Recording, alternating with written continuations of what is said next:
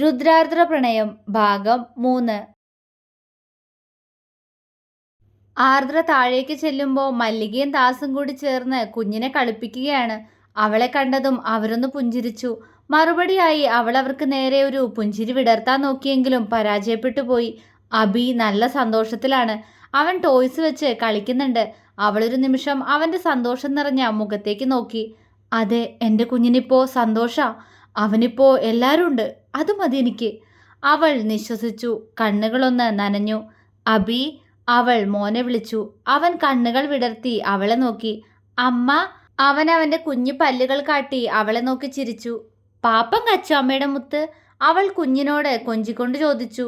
അവൻ അവളെ നോക്കി ചിരിച്ചുകൊണ്ട് അവൾക്ക് നേരെ എടുക്കാൻ കൈ നീട്ടി. അവൾ ചിരിയോടെ താഴ്ന്നു വന്ന അവനെ എടുത്ത് ആ കുഞ്ഞി കവിളിൽ അമർത്തി മുത്തി. അവൾ ദാസിനെ നോക്കി. അയാൾ അവളെ തന്നെ നോക്കിയിരിക്കുകയാണ്. അവൾ അയാളെ നോക്കി ചിരിക്കാൻ ശ്രമിച്ചുകൊണ്ട് പതിയെ സിറ്റ് ഔട്ടിലേക്ക് നടന്നു. ദാസ് ഒന്ന് നിശ്വസിച്ചു. എങ്ങനെ വായാടിയായിട്ട് നടന്നിരുന്ന കുട്ടി എൻ്റെ മോള്. എന്തൊരു കുറുമ്പിയായിരുന്നു. പക്ഷെ ഇപ്പോൾ അയാൾക്ക് വേദന തോന്നി. അത് മനസ്സിലായ പോലെ മല്ലിക അയാളുടെ തോളിൽ കൈയമർത്തി. അയാൾ അവരെ നോക്കി വാടിയൊരു പുഞ്ചിരി നൽകി. ആയുഷ് താഴേക്ക് ഇറങ്ങി വന്നു. അവൻ്റെ കണ്ണുകൾ ചുറ്റും അവൾക്കായി തിരഞ്ഞു. അടുക്കളയിൽ മല്ലികയുടെ സംസാരം കേൾക്കുന്നുണ്ട്. ദാസ് ഹാളിൽ സെറ്റിയിൽ TV ഓണാക്കി ഇരിക്കുന്നുണ്ട്. മല്ലിക ആർദ്രയോടാണ് സംസാരിക്കുന്നതെന്ന് അവന് മനസ്സിലായി. അവനൊന്ന് നിശ്വസിച്ചുകൊണ്ട് ദാസിൻ്റെ അടുത്ത് പോയിരുന്നു. ദാസ് അവൻ്റെ മുഖത്തേക്ക് നോക്കി. പക്ഷേ അവൻ സെറ്റിയിലേക്ക് തല ചാരി വെച്ച് കണ്ണുകൾ അടച്ചിരിക്കുകയാണ്. ദാസിന് സങ്കടം തോന്നി. എത്രയൊക്കെ അവരുടെ മുന്നിൽ സന്തോഷം അഭിനയിച്ചാലും അവൻ്റെ ഉള്ളിൽ സങ്കടമായിരിക്കുമെന്ന് അയാൾക്ക് അറിയാമായിരുന്നു. അയാൾ അവന് നേരെ തിരിഞ്ഞിരുന്ന് അവൻ്റെ തലയിൽ തലോടി. ആയുഷ് കണ്ണുകൾ തുറന്ന് ദാസിനെ നോക്കി. അവൻ്റെ കണ്ണുകൾ കലങ്ങിയിരുന്നു. മോനെ, അയാൾ സ്നേഹത്തോടെ വിളിച്ചു. അവൻ അയാൾക്കൊരു വാടിയ പുഞ്ചിരി നൽകി. നീ ഇന്ന് ഹോസ്പിറ്റലിൽ പോണ്ടോ ആയുഷ്? ഡ്രസ്സൊക്കെ മാറ്റിയിട്ടുണ്ടല്ലോ. അയാൾ സംശയത്തോടെ ചോദിച്ചു. പോണച്ച, ലീവ് എടുക്കാൻ പറ്റില്ലല്ലോ. അവൻ ഉത്തരവാദിത്തമുള്ള ഒരു ഡോക്ടറായി തന്നെ മറുപടി പറഞ്ഞു. ദാസ് പുഞ്ചിരിച്ചു. അവൻ അയാളെ നോക്കി അവിടെ നിന്നും എഴുന്നേറ്റു. കാലിൽ ആരോ ചുറ്റിപ്പിടിക്കുന്നതറിഞ്ഞതും ആയുഷ് അവൻ്റെ കാൽച്ചുവട്ടിലേക്ക് നോക്കി. അബി അവൻ്റെ കാലിൽ ചുറ്റിപ്പിടിച്ചുകൊണ്ട് അവൻ്റെ മുഖത്തേക്ക് നോക്കി ചിരിച്ചു. അവൻ കുഞ്ഞിനെ ഒന്ന് നോക്കി അടുക്കളയിൽ നിന്ന് കാസറോള് പിടിച്ചുകൊണ്ട് ഡൈനിങ് ടേബിളിൻ്റെ അടുത്തേക്ക് പോകുന്ന ആർദ്രയെ നോക്കി. അവളും അപ്പോഴാണ് അവനെ ശ്രദ്ധിക്കുന്നത്. അതുവരെ ഉണ്ടായിരുന്ന അവൻ്റെ മങ്ങിയ മുഖത്ത് പെട്ടെന്ന് കുറുമ്പ് നിറഞ്ഞു. അവൻ പെട്ടെന്ന് കുഞ്ഞിനെ അവൻ്റെ കാലിൽ നിന്നും അടർത്തി മാറ്റി അവൻ്റെ കൈകളിൽ കോരിയെടുത്തു. അവൾ അവനെ സംശയത്തോടെ നോക്കി. അവൻ കുറുമ്പോടെ കുഞ്ഞിൻ്റെ വയറ്റിൽ ഇക്കിളിയാക്കി. അവൻ്റെ പൊട്ടിച്ചിരി അവിടെ ഉയർന്നു കേട്ടു. ദാസത് കണ്ട് സന്തോഷത്തോടെ അടുക്കളയിലേക്ക് നടന്നു. ആർദ്ര അവരെ നോക്കി കുറച്ചു നേരം അങ്ങനെ തന്നെ നിന്നു. പതിയെ അവൾ അവനിൽ നിന്നും മുഖം വെട്ടിച്ചു. അബി, പാപ്പം കച്ചോ? അവൻ കൊഞ്ചലോടെ കുഞ്ഞിനോട് ചോദിച്ചുകൊണ്ട് അവൾക്കടുത്തേക്ക് നടന്നു. ആ, അവൻ കുഞ്ഞരിപ്പല്ല് കാണിച്ച് ചിരിച്ചുകൊണ്ട് അവനോട് പറഞ്ഞു. അത് കണ്ട് അവൻ ചിരിയോടെ അവൻ്റെ കവിളിൽ ഒരു ഉമ്മ കൊടുത്തു. അപ്പോഴേക്കും അവൻ ആർദ്രയുടെ അടുത്ത് എത്തിയിരുന്നു. അവൻ അവളുടെ അടുത്തേക്ക് ചേർന്ന് നിന്നതും ആർദ്ര അവനിൽ നിന്നും അല്പം അകന്നു നിന്നു. അവൻ ചുണ്ടുകൊട്ടി. അബിക്കുട്ടാ, നിന്റെ അമ്മ ഇപ്പൊ കരയുന്നത് വാവയ്ക്ക് കാണണോ? അവൻ കുഞ്ഞിന്റെ ചുണ്ടിൽ വിരൽ കൊണ്ട് ചെറുതായി തട്ടിക്കൊണ്ട് ചോദിച്ചു. അമ്മ? അബി അവളെ നോക്കിക്കൊണ്ട് പറഞ്ഞു. ആർദ്ര കുഞ്ഞിനെ നോക്കി പുഞ്ചിരിച്ച് ടേബിളിൽ പ്ലേറ്റ് നിരത്തി. അപ്പോഴേക്കും ദാസ് അടുക്കളയിൽ നിന്നും മല്ലികയോടൊപ്പം ഇറങ്ങി വന്നിരുന്നു. ആയിഷ ആർദ്രയെ തന്നെ നോക്കി നിൽക്കുകയാണ്. അത് കണ്ട് മല്ലികയും ദാസും ഒരു പുഞ്ചിരിയോടെ ഹാളിലെ സെറ്റിയിൽ പോയിരുന്നു. ആർദ്രക്കുട്ടിയുടെ മുഖത്തെന്താ കടന്നൽ കുത്തിയിട്ടുണ്ടോ? അവൻ കളിയോടെ ചോദിച്ചു. അവൾ അവനെ തുറച്ചു നോക്കി. അത് കണ്ട് ആയിഷ ചിരിയോടെ അവളുടെ കവിളിൽ ഒന്ന് തട്ടി. അവൾ മുഖം താഴ്ത്തി. അവൻ അവളിൽ നിന്നും നോട്ടം മാറ്റി കുഞ്ഞിനെ നോക്കി. എടാ ചെക്ക, പറയ്, നിനക്ക് നിന്റെ അമ്മ കരയണത് കാണണോന്ന്? അവൻ അബിക്കുട്ടനോട് വീണ്ടും ചോദിച്ചു. ആ, അവൻ കൊഞ്ചലോടെ തലകുലുക്കി പറഞ്ഞു. Good boy. സ്വന്തം തള്ള കരണ കാണാൻ നിനക്ക് ഇത്ര ഇഷ്ടമാണോ ചെക്ക? ചിരിയോടെ പറഞ്ഞുകൊണ്ട് അവൻ കുഞ്ഞിന്റെ കവിളിൽ നോവാത്ത രീതിയിൽ ഒന്ന് കടിച്ചു. ആർദ്ര ഇത് തന്നെ ബാധിക്കുന്ന കാര്യമല്ല എന്ന പോലെ അവിടെ ഓരോന്ന് ചെയ്യുന്നുണ്ട്. സെറ്റിയിലിരിക്കുന്ന ദാസിനെയും മല്ലികയും അവൾ അപ്പോഴാണ് കാണുന്നത്. അമ്മായി, മാമ, വാ കഴിക്കാം. അവൾ പതിഞ്ഞ ശബ്ദത്തിൽ പറഞ്ഞുകൊണ്ട് അടുക്കളയിലേക്ക് നടക്കാനൊരുങ്ങിയതും അവൻ്റെ പറച്ചിൽ കേട്ട് അവൾ ഒരു നിമിഷം അവിടെ നിന്നുപോയി. അച്ഛയുടെ അബിക്കുട്ടന് പാപ്പം വേണ്ടേ? അവൻ അവൾ കേൾക്കാൻ വേണ്ടി കുഞ്ഞിനോട് ചിരിയോടെ ചോദിച്ചു. ആർദ്ര ഞെട്ടലോടെ അവൻ്റെ മുഖത്തേക്ക് നോക്കി. അവളുടെ കണ്ണു നിറഞ്ഞു. അവൻ അവളെ നോക്കി പുച്ഛിച്ചു. എന്താ വാവ ഒന്നും പറയാത്തെ? മോൻ്റെ അച്ഛയാ. അച്ഛ, അച്ഛാന്ന് വിളിച്ചേ കേക്കട്ടെ. അവൻ അവളെ ഇടം കണ്ടിട്ട് നോക്കിക്കൊണ്ട് പറഞ്ഞു. അവൻ്റെ പറച്ചിൽ കേട്ട് അവളുടെ കണ്ണുകൾ നിറഞ്ഞൊഴുകി. ചുണ്ടുകൾ വിതുമ്പി. അവന്റെ ചുണ്ടിൽ അത് കണ്ട് വിജയച്ചിരി വിരിഞ്ഞു. കണ്ടോ വാവേ, ഇത്രയുള്ളൂ നിന്റെ അമ്മ. അവന്റെ ശബ്ദത്തിൽ പരിഹാസം. അവള് കണ്ണു നിറച്ചുകൊണ്ട് അവനെ നോക്കി. ഒന്ന് വിളിക്ക് ചക്ക അച്ചാന്ന്, അച്ഛന്ന് കേക്കട്ടെ. അവൻ വീണ്ടും പറഞ്ഞു, അറ്റ. അബി നാണത്തോടെ വിളിച്ചു. അവന്റെ മുഖം തെളിഞ്ഞു. ആയുഷ് ആർദ്രയുടെ അടുത്തേക്ക് നടന്നു. അവള് കണ്ണു നിറച്ചുകൊണ്ട് അവനെ നോക്കി. അവൻ അവളെ നോക്കിക്കൊണ്ട് കുഞ്ഞിന്റെ കവിളിലൊന്ന് ചുംബിച്ചു. അച്ചയുടെ മുത്ത് അവിടെ പോയി കളിച്ചോട്ടോ. അവൻ ആ കുഞ്ഞി ചുണ്ടിൽ ചുംബിച്ചുകൊണ്ട് അവനെ താഴെ ഇറക്കി.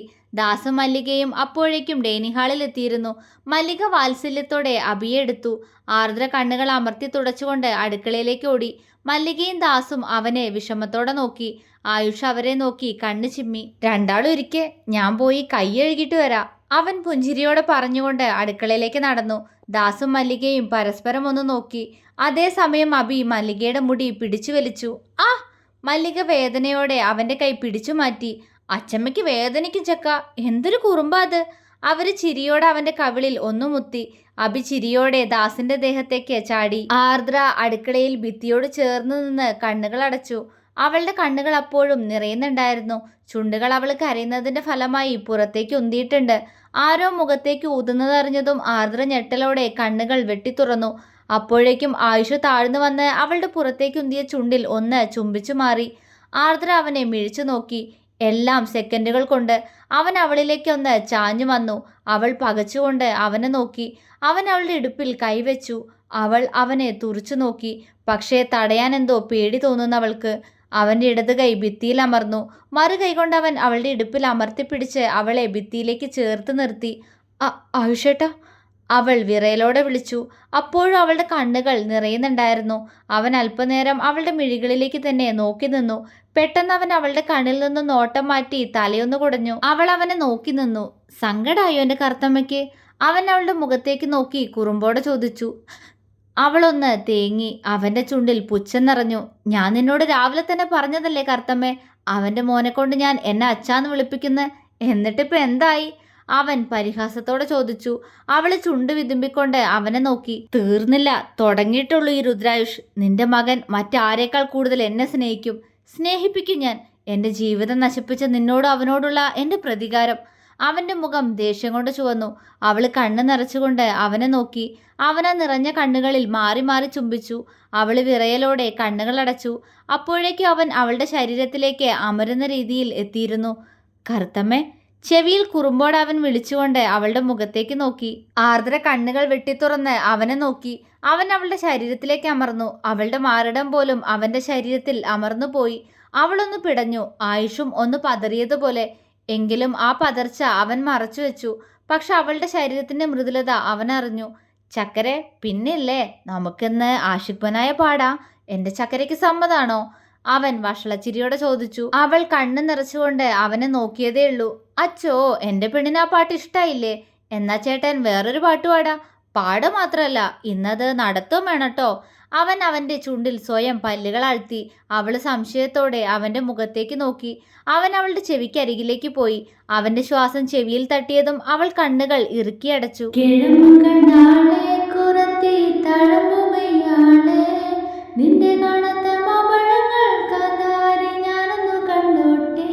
അത്രയും കുസൃതിയോടെ പാടിക്കൊണ്ട് അവളുടെ ചെവിയിൽ കുറുമ്പോടെ ഒന്ന് നുണഞ്ഞവൻ അവളുടെ മുഖത്തേക്ക് നോക്കി. അവളുടെ കണ്ണുകൾ മിഴിഞ്ഞിപ്പോ പുറത്തു വരുന്ന പോലെ ആയിട്ടുണ്ട്. അത് കണ്ട് അവന് ചിരി വന്നു. കണ്ടോട്ടടി, ഒരു തീരുമാനം പറ, എന്നിട്ട് വേണം ചേട്ടന് രാത്രി ഒന്ന് ഉഷാറായിട്ട് വരാൻ, അവൻ കുസൃതിയോടെ പറഞ്ഞു. അവൾ കണ്ണു തുടച്ചുകൊണ്ട് അവനെ ദേഷ്യത്തോടെ പുറകിലേക്ക് തള്ളി മാറ്റി. അവൻ അവളെ കൂർപ്പിച്ചു നോക്കി. എന്താടി? അവൻ ചോദിച്ചു. ഇനി ഇതുപോലുള്ള വൃത്തികെട്ട അർത്ഥം വെച്ച പാട്ട് എന്നോട് പാടരുത് നിങ്ങള്, അവൾ ദേഷ്യത്തോടെ പറഞ്ഞു. അവൻ അവളെ നോക്കി കളിയോടെ ഇളിച്ചു കൊടുത്തു. അവന്റെ കൂസലില്ലായ്മയിൽ അവൾക്ക് അവനോട് വല്ലാത്ത ദേഷ്യം തോന്നി. ഇപ്പൊ അതായോ കുറ്റം? നല്ല പാട്ടാ പെണ്ണ്, നല്ല മനസ്സ് വേണം, എന്നാ നല്ല അർത്ഥേ തോന്നുള്ളൂ. ഈ പാട്ടൊക്കെ ഇല്ലായിരുന്നെങ്കിൽ നിന്റെ ചേട്ടൻ എന്ത് ചെയ്തേനല്ലേ? അവൻ വഷളച്ചിരിയോടെ ചോദിച്ചു. നിങ്ങൾ നിങ്ങളുടെ പീലിയോട് പോയി കാണിക്കുക നിങ്ങളുടെ തോന്നിയാസം. എന്നോട് വേണ്ട, ഒരു ഗായകൻ വന്നേക്കുന്നു, അവള് ദേഷ്യത്തോടെ പറഞ്ഞുകൊണ്ട് അടുക്കളയിൽ നിന്നും പുറത്തേക്ക് നടന്നു. ആ, നിനക്ക് വയ്യെങ്കിൽ ഞാൻ അവളോട് ചോദിച്ചോളാം. പക്ഷേ നിന്നെ ഞാൻ ഇതിനും കൂടി വേണ്ടിയല്ലടി ചക്കരെ കെട്ടിയേ, അവൻ വിളിച്ചു ചോദിച്ചു. അവള് തിരിഞ്ഞു നിന്ന് അവനെ കൂർപ്പിച്ചു നോക്കി. എടി കറുത്തമ്മേ, ഇങ്ങനെ നോക്കല്ലേ, എനിക്ക് നാണം വരും. കുറുമ്പോടെ അവൻ അവന്റെ മുഖം പൊത്തിപ്പിടിച്ചുകൊണ്ട് വിരലകത്തി അതിലൂടെ അവളെ നോക്കി. അവൾ അവനെ നോക്കി ദേഷ്യത്തോടെ പുറത്തേക്ക് നടന്നു. അവൾ പോകുന്നത് നോക്കി നിന്ന് അവന്റെ ചുണ്ടിൽ ഒരു പുഞ്ചിരി വിരിഞ്ഞു. വർഷങ്ങൾക്ക് ശേഷം അവളുടെ കുറുമ്പ് നിറഞ്ഞ സംസാരവും ദേഷ്യവും കണ്ട സന്തോഷമായിരുന്നു അവന്റെ മുഖത്ത്. അവളോടുള്ള പ്രണയത്താൽ അവന്റെ ഉള്ളം നിറഞ്ഞു കവിഞ്ഞു. എന്റെ കറുത്തമ്മ. അവന്റെ ചുണ്ടുകൾ പ്രണയത്തോടെ മൊഴിഞ്ഞു. നിന്റെ ജീവിതത്തിൽ കഴിഞ്ഞുപോയ സങ്കടം നിറഞ്ഞ നിമിഷങ്ങളെല്ലാം ഞാൻ നിന്നിൽ നിന്നും മായ്ച്ചു കളയാർദ്രേ. എന്നിട്ട് നിന്നെ ഞാൻ എൻ്റെ മാത്രമാക്കും. വിട്ടുകൊടുക്കില്ല മറ്റാർക്കും. ഇനി ഒരിക്കൽ കൂടെ നിന്നെ ഞാൻ നഷ്ടപ്പെടുത്തി കളയില്ല. അതിന് ആരെ അനുവദിക്കൂല്ല. അങ്ങനെ ആരെങ്കിലും നമുക്കിടയിൽ വന്നാൽ. അത്രയും പറഞ്ഞുകൊണ്ട് അവൻ ദേഷ്യത്താൽ പല്ലുകൾ കടിച്ചു. അവൻ കണ്ണുകൾ ഇറുക്കി അടച്ചു തുറന്നു. അവിടെ നിന്നും ഹാളിലേക്ക് നടക്കുമ്പോൾ അവൻ മനസ്സിൽ ഉറച്ച പല തീരുമാനങ്ങളും എടുത്തു കഴിഞ്ഞിരുന്നു. തുടരും.